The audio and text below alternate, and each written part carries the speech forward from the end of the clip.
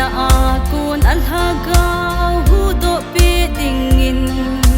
ngalungay toton sot in ading singe kalhagawin pakay anga singin amatsuke ho panpile lumapang ahi kay ho hi pakaya kipasing kahiwe azitsuke ho laminting katasan uve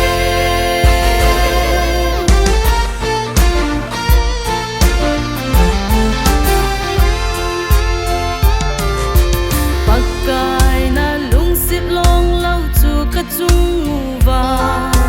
koi singin azitsuke ho nang masinga kinema kai hive hi henna ti chu ai hi singin naga cha le den si kalhagawin pakay anga singin amatsuke ho panpile